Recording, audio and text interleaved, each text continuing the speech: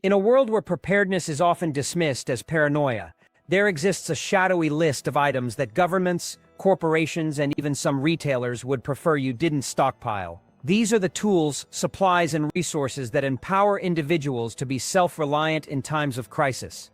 Items that challenge the status quo of dependency. Welcome to the Prepper Blacklist. Items they don't want you buying. A guide to the gear and goods that could make all the difference when disaster strikes. From survival essentials to unconventional tools, this list isn't just about what to buy, it's about understanding why these items are quietly discouraged or restricted. Whether you're a seasoned prepper or just starting your journey, this video will open your eyes to the hidden world of preparedness and the forces that seek to keep you unprepared. Knowledge is power, and it starts here. 1.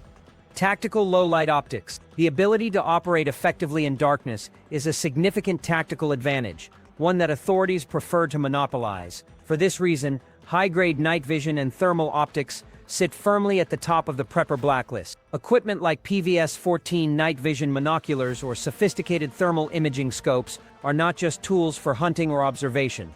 They are force multipliers. They level the playing field in low-light environments, giving the user a critical edge in situational awareness, navigation, and security. This capability directly challenges the operational superiority of law enforcement and military units, who rely on their exclusive access to this technology to control nocturnal engagements. The concern is simple. If civilians can see as well as they can in the dark, their tactical dominance erodes. Because of this, the acquisition of such devices is heavily monitored. In the United States, many advanced night vision and thermal systems fall under the International Traffic in Arms Regulations, ITAR. These regulations are ostensibly designed to prevent sensitive military technology from falling into the hands of foreign adversaries, but they also create a comprehensive paper trail for domestic sales. When you purchase an ITAR-controlled optic, the seller is required to keep detailed records of the transaction, including your personal information. This data is accessible to federal agencies. Your purchase is not just a simple retail transaction, it's an entry into a database. This flagging system automatically categorizes you. To those in power, you are no longer just a citizen exercising your right to own property.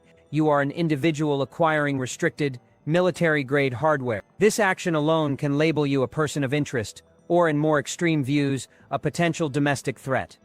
The underlying assumption is that the only reason a civilian would need such an advantage is to prepare for a confrontation with the authorities themselves. Owning this gear signals a move from passive preparedness to active capability, a distinction that does not go unnoticed. 2. Bulk fuel reserves. In any crisis, mobility and power are paramount. The ability to move, generate electricity, or run essential machinery depends almost entirely on one resource: fuel. This is why high-capacity fuel storage is a major item on the Prepper Blacklist. While having a few 5-gallon cans of gasoline in the garage is common, amassing a significant reserve, such as 55-gallon drums or stationary tanks holding hundreds of gallons, is viewed very differently. Such quantities represent a strategic asset, one that allows an individual or group to operate independently of the public supply chain for an extended period. During a widespread emergency, fuel distribution will be one of the first things to be nationalized and controlled. Gas stations will be shut down or rationed, and access will be prioritized for government and emergency services. By stockpiling your own supply, you bypass this control mechanism entirely. Authorities are well aware of the strategic importance of fuel, and they monitor large-scale purchases accordingly.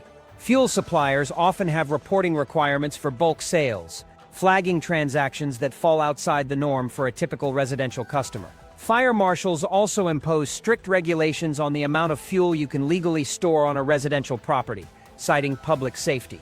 While these regulations are presented as safety measures, they also serve as a convenient method for limiting private reserves. Furthermore, agencies like the Department of Homeland Security, DHS, have been known to track bulk fuel sales as part of their infrastructure security monitoring. The message is clear: they want to know who has the potential to remain mobile and powered when the grid goes down. In a declared state of emergency, laws are often in place that grant authorities the power to seize private resources deemed essential for the public good. This includes food, water, and most certainly, fuel. Your carefully accumulated reserve could be confiscated in the name of the collective, leaving you in the very state of dependency you sought to avoid. Stockpiling fuel is a direct declaration of your intent to remain self-sufficient, and that makes you a variable that cannot be easily controlled. Advanced medical and trauma supplies.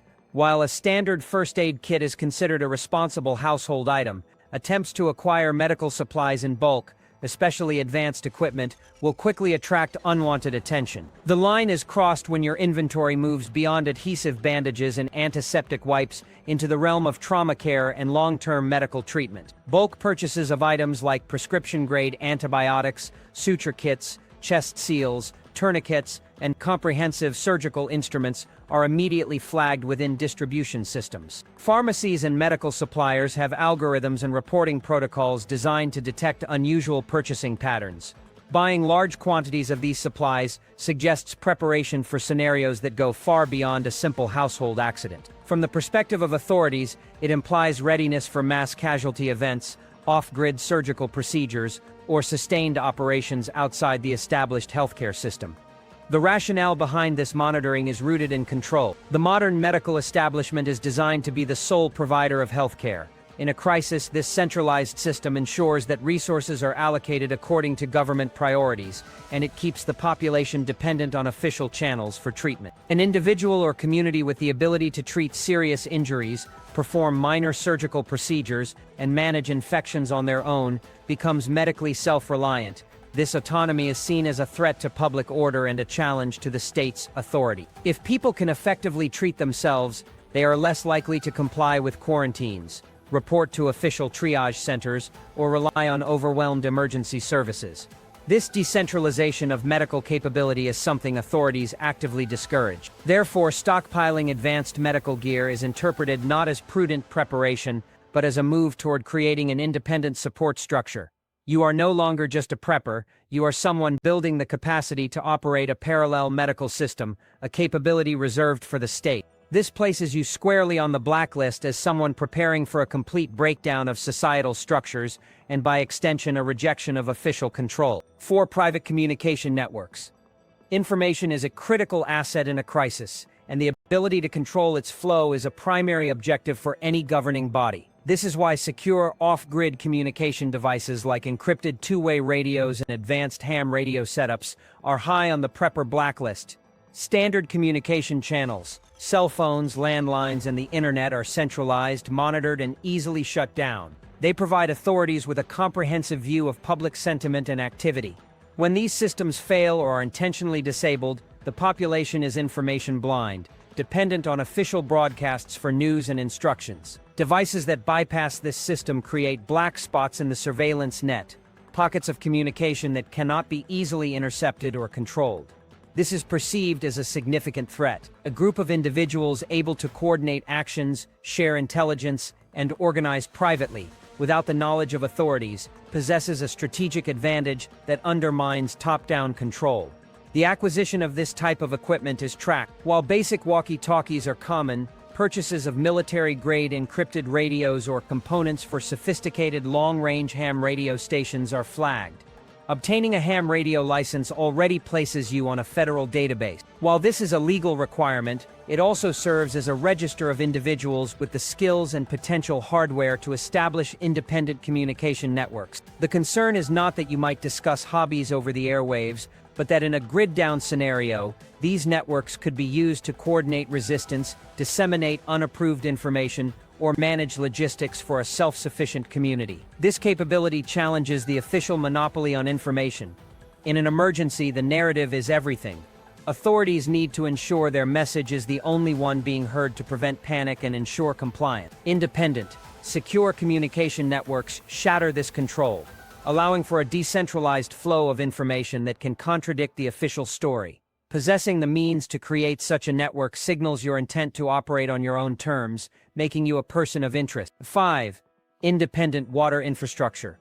Water is the most fundamental resource for human survival. Control over the water supply is synonymous with control over the population. For this reason, large-scale water filtration and purification systems are a blacklisted item. While a personal water filter for hiking is unremarkable, a system capable of purifying hundreds or thousands of gallons per day is another matter entirely. This type of equipment, such as a high-capacity reverse osmosis system or a community-scale sand filter, is viewed as the foundation for independent infrastructure. It grants an individual or group the ability to sustain themselves and others for an extended period without relying on municipal water, which can be shut off, contaminated, or rationed during an emergency. This level of water independence is a direct challenge to the centralized resource management that authorities depend on to maintain order. If a populace has no access to clean water, it will be forced to relocate to government-run shelters or distribution points where it can be managed and controlled. The ability to produce potable water on a large scale makes a location defensible and sustainable. It turns a home or a small community into a viable long-term enclave. Authorities recognize this. In many jurisdictions, laws and regulations are already in place that could be used to seize critical private resources during a declared emergency. A high-capacity water purification system would be considered a strategic asset for the public good. Your foresight and investment could be nationalized in an instant, with your equipment confiscated to serve the needs of the larger unprepared population. Furthermore, the purchase of such systems, often requiring freight shipping and specialized installation, does not go unnoticed. It signals a level of preparation that goes far beyond the average citizen. It implies an intent to establish a self-reliant stronghold, a place where people can gather and subsist outside of official oversight. Water independence is the cornerstone of true autonomy, and because of this, establishing your own water infrastructure is an act that is quietly monitored and ultimately discouraged through the threat of seizure. 6. Personal protective equipment. In the eyes of authority, the monopoly on force is non-negotiable. This extends not just to offensive capability, but to defensive capability. As well, the ability to protect oneself from harm reduces one's reliance on law enforcement and makes an individual a harder target. This is why modern body armor and other tactical gear are increasingly found on the prepper blacklist. Items like level 3 or 4 ceramic plates, ballistic helmets, and plate carriers are seen as more than just defensive tools. They are viewed as equipment for engaging in combat. While legally obtainable in many places, the purchase of body armor is often tracked, and in a growing number of states, its acquisition is becoming heavily restricted. The official narrative frames these items as aggressive. The unspoken question from authorities is, why would a law-abiding citizen need protection from rifle rounds unless they intended to place themselves in a situation where they would be shot at by law enforcement or military personnel? This perception is amplified when armor purchases are combined with the acquisition of firearms, ammunition, or other tactical equipment. Such patterns create a profile of an individual who is not just preparing for a natural disaster, but for a violent confrontation. Data brokers and retailers share this information, and it is readily available to law enforcement agencies. Someone who buys a rifle is a gun owner. Someone who buys a rifle 1,000 rounds of ammunition and a plate carrier is flagged as a potential threat. They are seen as actively equipping themselves for a fight, challenging the state's role as the sole protector and arbiter of force. The effort to restrict access to body armor is about maintaining a strategic imbalance.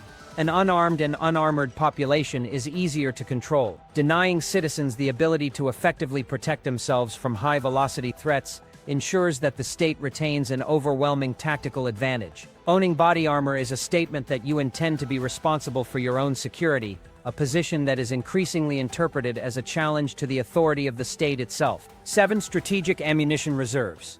Firearms are a recognized right, but the ammunition to make them effective is a consumable resource. The ability to sustain a defensive capability over time hinges on having a deep supply of ammunition, which is why bulk ammunition and reloading supplies are a critical item on the prepper blacklist. A single box of cartridges is a purchase. A case of 1,000 rounds or more is a strategic acquisition.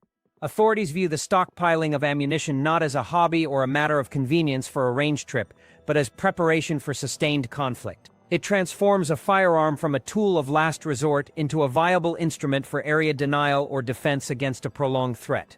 This logistical depth is something authorities monitor closely, as it represents a significant escalation in a person's defensive capacity. They are less concerned with the rifle in your safe than with the thousands of rounds you have to feed it.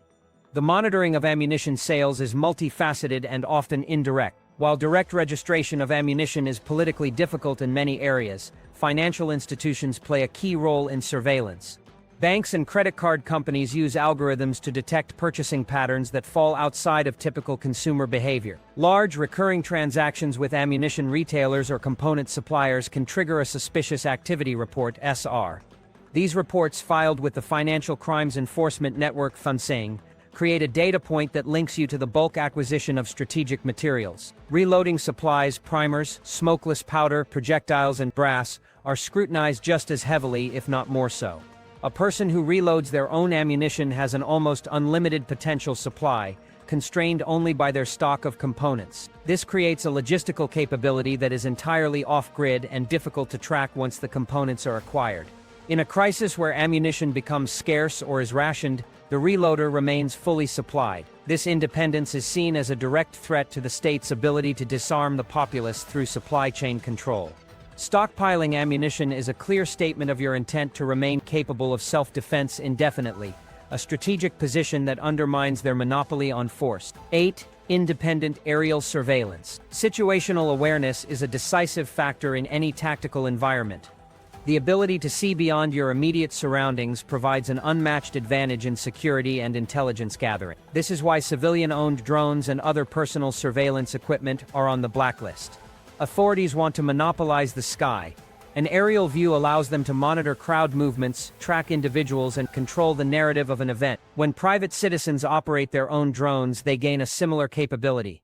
A simple quadcopter can be used to scout routes, check for threats beyond a perimeter, or observe the activities of others, including the authorities themselves. This democratizes surveillance, breaking the state's monopoly on aerial intelligence and creating a dynamic they cannot easily control. An eye in the sky is a powerful tool, and they don't want it in your hand. Because of this, the purchase and operation of drones are increasingly regulated and tracked. When you buy a drone, particularly a high-performance model, the transaction is recorded. In many countries, including the United States, you are required to register any drone over a certain weight with the federal government, placing your name and address in a database. Furthermore, modern drones create extensive digital footprint. Flight logs, GPS data, and video footage are often stored on the device or in a cloud account, creating a record that is easily accessible to law enforcement via a subpoena. In a crisis or period of civil unrest, one of the first measures taken will be to ground all unauthorized aerial vehicles. Executive orders can be issued to make any private drone flight illegal, with penalties including hefty fines and confiscation of the equipment. This ensures that the only view of the situation is the official one. Owning a drone is not just about a flying camera, it's about possessing an intelligence-gathering asset, using it to document events or for your own security challenges. The information control that is essential for managing a population in uncertain times. 9. Food production independence. Control the food, and you control the people. This is a fundamental principle of power, and it is why bulk seed caches and large-scale farming equipment are on the prepper blacklist. In a prolonged crisis, the modern just-in-time food supply chain will shatter. Grocery store shelves will be empty within days. At that point, the population becomes entirely dependent on the government for sustenance through ration lines and distribution centers. This dependency is a powerful tool for ensuring compliance. A person who can grow their own food breaks this chain of dependency. Stockpiling a significant quantity of non-hybrid, open-pollinated seeds and possessing the tools to cultivate a large garden or small farm is not just a hobby, it is a declaration of food independence. It is the creation of a sustainable, off-grid food source that can support a family or a small community indefinitely. This level of self-sufficiency is viewed as a strategic threat to centralized control. Large orders of seeds, especially in bulk quantities that go beyond a typical home garden, are noted by suppliers. The same is true for agricultural equipment like walk-behind tractors, grain mills, and long-term food preservation supplies. These purchases paint a picture of someone who is not just preparing for a 3-day storm, but for the complete breakdown of the commercial food system. They are building a parallel infrastructure. During a severe national emergency, history has shown that governments will not hesitate to seize private resources for the greater good. This can include land, livestock, and food stores. Your meticulously planned garden and your stockpile of grains could be deemed a community asset and placed under official control.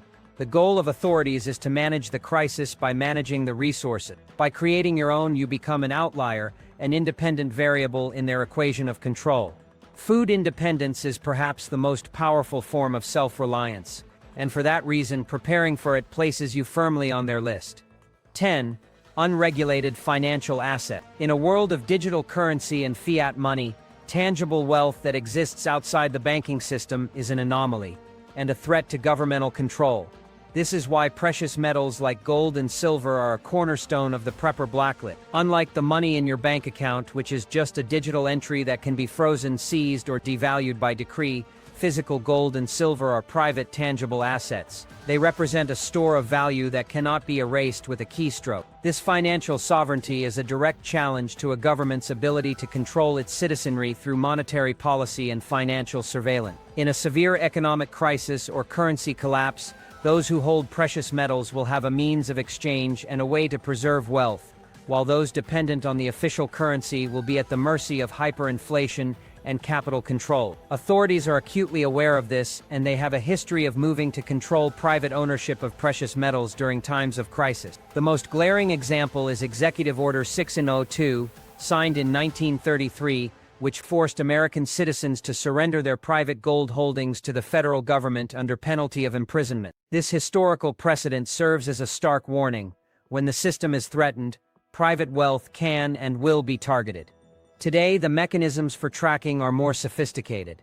Anti-money laundering (EML) laws require dealers to report large transactions of precious metals to the government. These laws, ostensibly designed to combat financial crime, also create a convenient database of who is accumulating significant physical wealth outside the system. In a future crisis, it is not difficult to imagine a scenario where roadblocks are established to search for contraband or where new laws are passed to declare private holdings of gold and silver illegal once again. Owning precious metals is a vote of no confidence in the official financial system.